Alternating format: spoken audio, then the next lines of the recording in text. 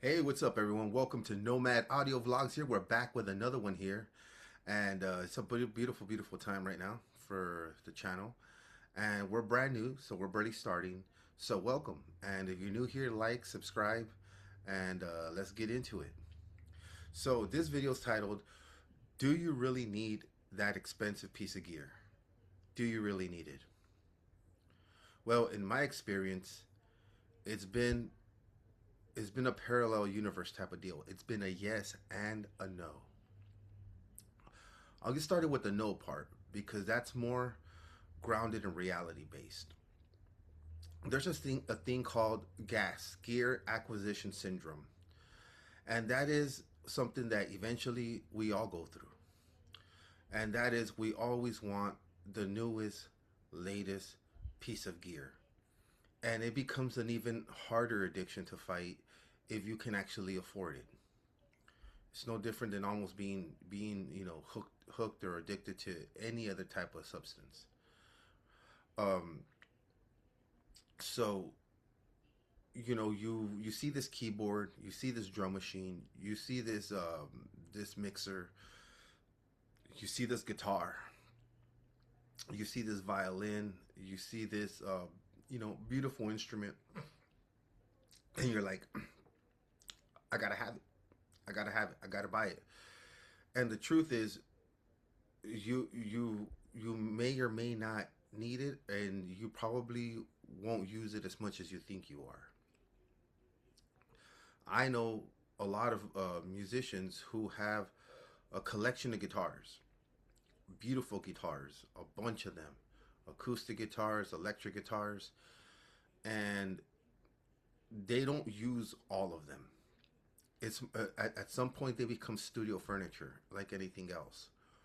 And so you really don't. You only need maybe one or two good guitars at most, and you're good from there. You know, maybe one acoustic, one electric, you know, or a hybrid. You know what I'm saying? Or get you one good hybrid, and you're good with that, and become real good at using that. You know, so the thing is, when you actually have the money to spend on this expensive gear, because this gear is super expensive, um, it you have the money for it, then you're gonna be at Guitar Center, you're gonna be ordering stuff from Sweetwater, you're gonna be on Reverb.com, you're gonna be at your local music store.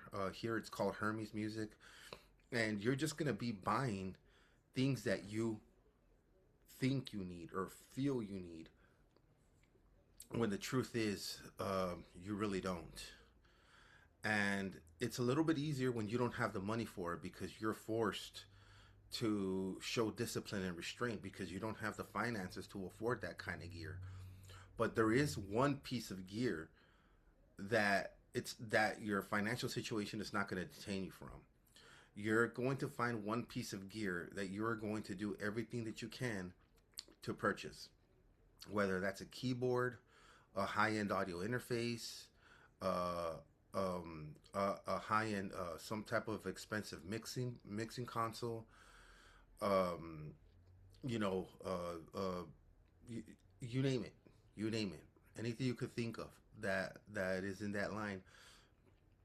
You're gonna at least get one of those.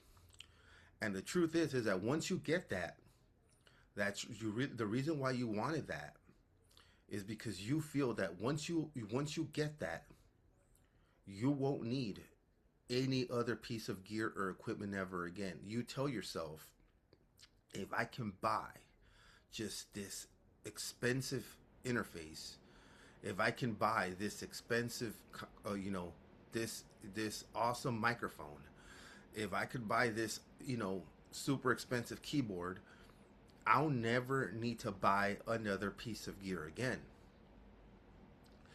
And I found that to be true. I have found that to be true. That has been my reality. Um, because you don't have the finances to just be dropping, going crazy, flexing your gear acquisition syndrome. You don't have it like that. So you do want that one piece though, that one beautiful piece of gear that you think that with that you won't need nothing ever again. So that's still having gear acquisition syndrome to a certain extent, but you just can't satisfy it like that. So you're only gonna get that one piece, and that's it. Where if you're if you have the money for it, regardless of your situation, you're gonna get this interface, that keyboard, this keyboard, and you see it in people's studios. They got racks of keyboards, racks of guitars, racks of, they got a, or if they're on the engineering side more, they got a big old Neve or SSL console or some type of Ghost console that's running in the thousands and thousands and thousands of dollars, enough to put you in the poorhouse. And you think to yourself, man, I really hope you don't need another console ever again. Especially if it's an SSL console. You're like, man, or a Neve console. You're like, I hope that's all you ever need, because man, that's that the price tag on that. You know, you could almost buy a house with that amount. If interest rates weren't so high right now, that SSL console for what it costs could easily be a down payment on a home. So I really hope you like it. I really hope you enjoy it, and I really hope it lasts you for the rest of your life. So with that being said, I went through that, and so once you have a certain thing, depending on whether you produce or engineer, or you songwrite, or you do a little bit of all like I do, then you realize that you only need a good a good laptop, some good software, a good interface, some decent XLR cables, a good condenser microphone, a good set of headphones, a good set of monitors, and one good keyboard, and maybe a drum machine if you're gonna be making drums. Um, I didn't. I somewhat almost satisfied all of those desires except for maybe one or two. And what I realized is that I didn't need it. That didn't affect my production. My production was based on what I know how to do, not the gear. So we tell ourselves that if we had this gear, everything would change. And things change on how we feel. Are things going to change as far as your music career? That is still yet to be seen. Still yet to be seen for me. I bought my keyboard, and unfortunately, I fell through a rough time and just went through a real bad time, like a few months after I had it in my possession. And I thought that I was never going to need another piece of gear ever again. And I'm strolling through reverb.com, and there you go. My one of the most I have been chasing this piece of gear for a long time, and I had restrained myself from it because I didn't have the budget for it, and I still don't at the moment. And I realized that it was now available, and at a very, very, very affordable price. And I found myself in the same loop as I did with the keyboard, trying to figure out how I could get my hands on it. And once again, thinking that my production will change. And on a technical aspect, somewhat, yes. But on the quality side, no. I realize that things will still be the same with or without that piece of gear. I came to the conclusion that everything that I actually need, I have. And if I truly, truly, truly, truly needed the keyboard, I got it. And it did help me. It did change me from an acoustic piano playing perspective, from playing acoustically, playing the keys acoustically as a piano player. That helped me a lot. It helped me with sound. It helped me with a lot of things. But I realized that my production method, for the most part, stayed the same. Yes, I did. Of course, my quality went up, and what I put my output, right? My output, learning how to play the keys is important, and having new sounds and new layering new sounds turned out to be. I ended up putting out a whole new set of a whole new set of outputs. And what I mean by outputs, I mean I started putting out music that I had never put out before. Um, so you know, it helped. It did help. And honestly, I don't need another piece of gear again. But just because I don't need another piece of gear again doesn't mean that I'm not going to want to, in the future, grab another piece of gear. You see how it exists in both parallel worlds. So when people ask, do I really need that gear? It's a parallel universe of yes and no.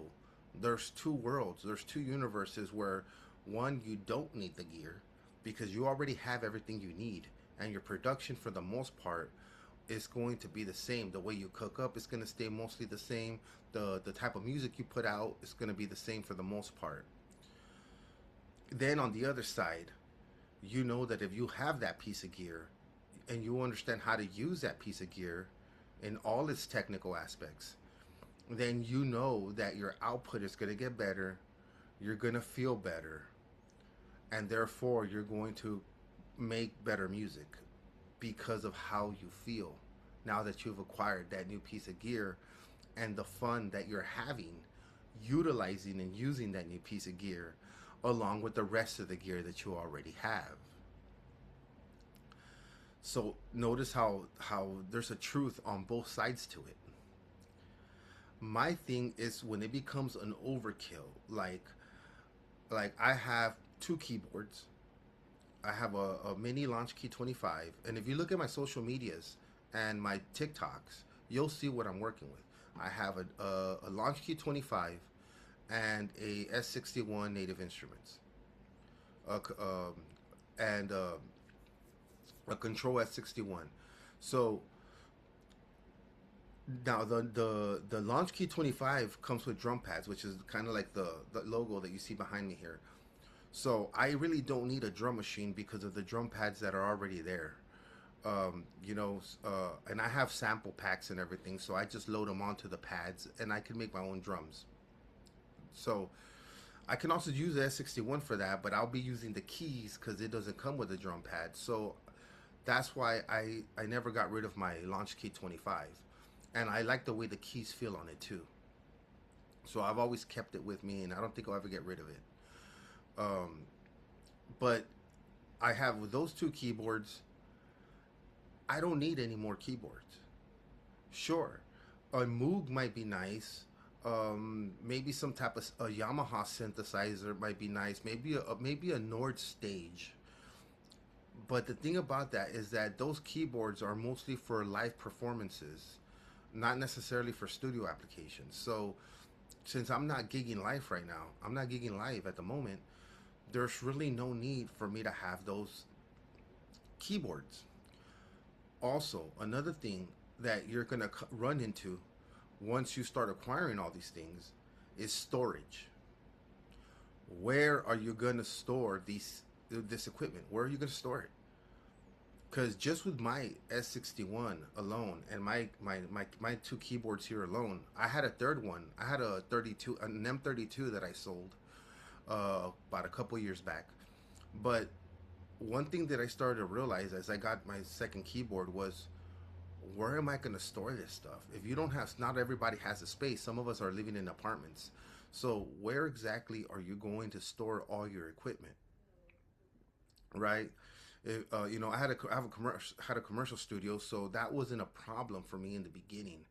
But once I shut my studio down and I started working remotely, I realized that storage became an issue once again. So if I were to get another keyboard, if I were to get another synthesizer, where am I going to store it? The storage is going to become an issue. So sometimes having more gear can become a problem, especially if you plan on traveling. If you plan on traveling a lot or you're going to move around a lot, then you're going to have to leave that equipment behind somewhere.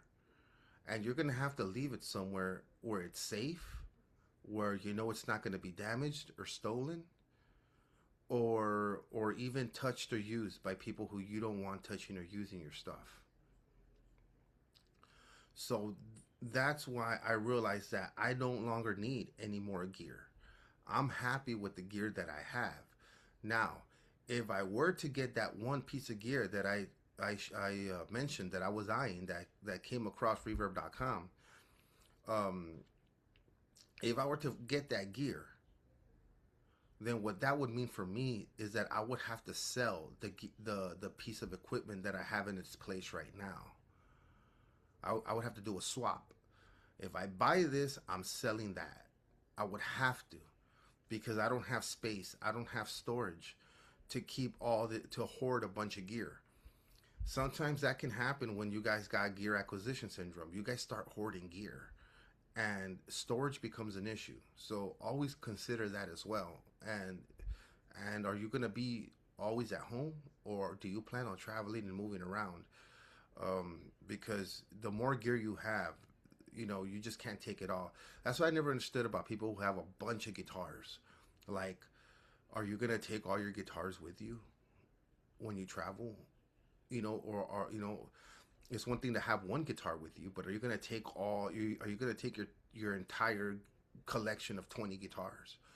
Um, are you gonna take your whole 20 30 cents that you have in your studio? Unless you're someone like Mike Dean. But even at that, like, they have, it costs. I'm pretty sure he has expenses on moving his gear around, buying cases for it, the lodging, the moving of it, the storage. Those are things you're gonna have to pay for, in order to have those things follow you around. But of course, he's getting paid for that. If you're just gonna travel around for this or for that, how are you gonna take all that with you? So that's the thing on gear acquisition syndrome. You have to find your balance on what you really can live with and what you can't live without. And will that change the quality of your production or the output of your production? So with that being said, hope you guys liked this video. Hope what's your take. Let me know. Like, subscribe, and we'll see you next time.